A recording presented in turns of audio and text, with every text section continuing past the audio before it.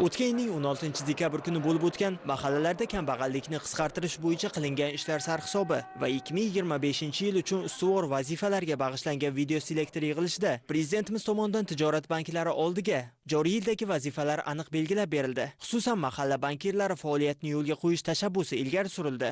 Biznesni rivojlantirish banki o'ziga biriktirilgan mahallalarda birinchilardan bo'lib mahalla bankirlari hamda yordamchi agentlar faoliyatini yo'lga qo'ydi. Xususan Farg'ona viloyatida ham qizg'in tarzda boshlangan tizimli ishlar jadal davom ettirilmoqda.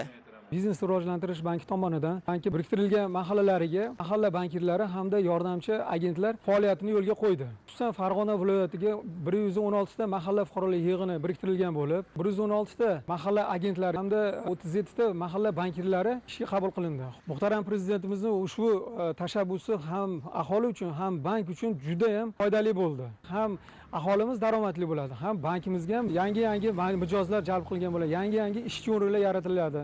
Qachonki mijoz rivojlanib, boy bo'ladigan bo'lsa, daromad ko'payadigan bo'lsa, banklarda ham daromadlari ko'payadi. Biznesni rivojlantirish banki mahalladagi vakillari orqali ko'plab vazifalarni bajarishni o'z oldiga maqsad qilib qo'ygan. Mahalla bankirlar tomonidan bir vaqtning o'zida ham oilalar o'rganilib, ham ularga o'z biznesini yo'lga qo'yish yoki mavjudlarni rivojlantirish bo'yicha takliflar berib borilmoqda.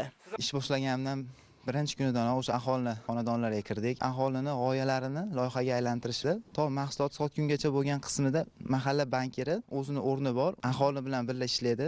Unga qo'shimcha ko'nikma, yordam, moliyaviy savodxonligini oshiradi. Aholini tadbirkorlikka qiziqishlari juda zo'r. Ular juda ko'p imkoniyatlardan, imtiyoz kreditlardan xabari yo'q. Ularga bu narsani xonadonga kirib yetkazilganda, tushuntirilganda bular juda ham foydalangisi kelyapti. Bular juda ham xursand. Prezidentimiz olib borayotgan soatlaridan joriy yil uchun 2,8 milliard so'm kredit ajratish, 278 nafar aholini doimiy ish bilan band qilishni o'z oldiga maqsad qo'yganman. Menga Farg'ona viloyati Beshariq tumani Adolat, Qoraqo'yli, Uzun mahallalar biriktirilgan. Har bir xonadonga o'zimiz kirib borib, oilalarni o'rganish jarayonida bank mahsulotlarimizni ularga tavsiya qilib, kreditlarini shu yerning o'zida onlayn tarzda rasmiylashtirib kelmoqdamiz. Davlatimiz rahbari tashabbus bilan yo'lga qo'yilgan mahalla bankirlari faoliyati aholiga katta qulaylik yaratmoqda. O'z bizneslarini boshlash yoki uni rivojlantirish istagida bo'lgan fuqarolarga mahalla bankirlari har jihatdan ko'mak beradi.